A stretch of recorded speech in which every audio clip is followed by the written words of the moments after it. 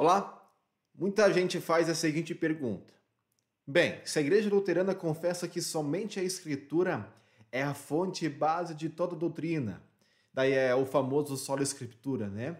Por que então a Igreja Luterana dá tanta importância para as confissões? Por que estudar o livro de Concórdia? Por que usar credos? Por que usar os catecismos? Bem, quando nós começamos a estudar, quando nós começamos a entender os documentos confessionais, estamos, por assim dizer, colocando nossas cartas na mesa. Estamos deixando claro como lemos e entendemos a Bíblia. E isso é muito importante porque, mesmo sem perceber, ninguém lê a Bíblia de forma totalmente neutra. Todos nós, querendo ou não, nos aproximamos da Bíblia com certas ideias, expectativas e experiências. Isso vai influenciar a forma como nós, por exemplo, interpretamos certos textos. Vamos pegar um exemplo prático. Imagine alguém que acabou de perder uma pessoa querida. Talvez você ou você conheça alguém. Vamos pegar esse exemplo. Ao abrir a Bíblia, essa pessoa provavelmente vai buscar textos que tragam consolo para ela, como por exemplo, o famoso Salmo 23, o Senhor é meu pastor, nada me faltará. Isso mostra que nossas necessidades pessoais muitas vezes direcionam o que procuramos e como lemos as Escrituras. Além disso, todos nós temos, mesmo que inconscientemente, um pequeno catecismo ou um credo interno que nos guia quando lemos a Bíblia. Pode ser um conjunto de doutrinas que aprendemos desde pequenos ou ideias que fomos formando ao longo da vida. Essas ideias acabam moldando nossas escolhas, quais textos destacamos, quais ignoramos e como ligamos tudo isso. Vamos pegar um exemplo prático. Se alguém quisesse dar um curso bíblico de 6 semanas sobre os principais ensinamentos da Bíblia, que temas essa pessoa iria escolher? A resposta para essa pergunta já revela qual é a confissão ou o credo dessa pessoa. Por exemplo, se o curso dedica uma semana para falar sobre Deus, uma semana sobre Jesus e 4 semanas sobre os últimos dias, né, sobre a escatologia, isso já mostra quais são os temas considerados mais importantes por essa pessoa. Tudo isso mostra que, mesmo que confessemos o sola Escritura, todos nós temos uma maneira específica de nos aproximar da Bíblia. E é aí que vai entrar então as confissões luteranas. As confissões, ou o livro de Concórdia, funcionam como um mapa. Um mapa que nos ajuda a andar pelas Escrituras sem nos perder. Veja, um mapa não substitui a viagem, mas nos guia para que cheguemos ao destino certo. E qual que é o destino certo? É o coração da Bíblia, que é Jesus Cristo, sua cruz, sua ressurreição e a justificação pela fé. As confissões, elas basicamente nos dizem: aqui está a forma como nós, cristãos luteranos, lemos a Bíblia. Aqui estão os pontos centrais. Compare com as Escrituras. Veja se é fiel. Ou seja, é uma leitura confessional feita com reverência e com seriedade.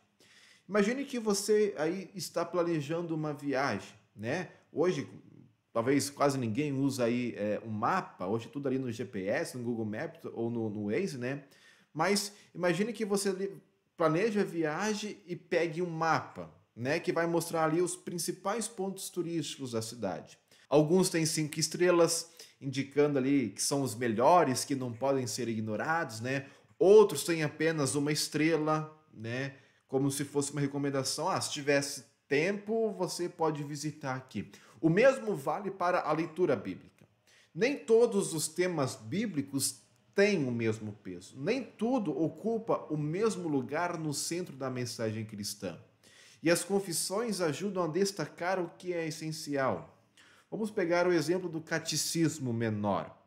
O Catecismo Menor, por exemplo, nos guia por toda a Bíblia com base em temas centrais. Por exemplo, os 10 mandamentos, o credo, o Pai Nosso, o batismo, a confissão e a ceia do Senhor.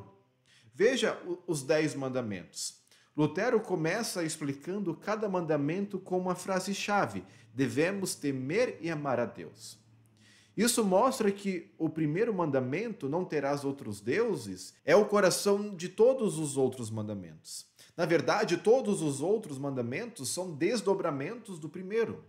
Na Bíblia, toda vez que o povo de Israel é castigado, é porque violou, em primeiro lugar, o mandamento de confiar somente em Deus. O mesmo vai valer, por exemplo, para o Credo Apostólico. No primeiro artigo sobre a criação, Lutero não discute apenas se o mundo foi criado em 6 dias ou sobre a teoria da evolução. Ele fala principalmente do cuidado contínuo de Deus por nós. Deus não apenas criou tudo, ele sustenta, ele preserva e provê tudo o que precisamos. E isso é o que realmente importa na doutrina da criação. No segundo artigo, por exemplo, ainda do Credo, sobre a pessoa de Jesus Cristo, vemos o que realmente define quem ele é e por que ele importa. Ou seja, seu nascimento, sua morte, sua ressurreição. Os credos focam nisso. E é justamente isso que o Novo Testamento enfatiza. São Paulo, por exemplo, fala muito sobre Cristo, mas raramente cita os milagres ou os ensinamentos do Sermão do Monte. Em vez disso, ele fala da cruz, ele vai falar da ressurreição. Isso nos mostra o que é mais importante, ou seja, quem é Jesus e o que ele fez por nós. Já lá no terceiro artigo sobre o Espírito Santo, Lutero vai nos ensinar que o Espírito Santo está sempre apontando para Cristo. Ele nos chama, nos reúne, nos ilumina e nos santifica por meio do Evangelho. O Espírito Santo não busca brilhar sozinho, se a gente pode assim dizer. O Espírito Santo, basicamente, é como um refletor que ilumina Cristo. O trabalho do Espírito Santo é manter Jesus no centro. Isso também é central na Bíblia. O Espírito Santo aparece nos momentos principais da vida de Jesus. O Espírito Santo vai aparecer lá no seu nascimento, no batismo, no início do ministério e na ressurreição. Tudo isso mostra que o Espírito Santo está totalmente voltado à missão de Cristo. Por isso que as confissões nos ajudam muito.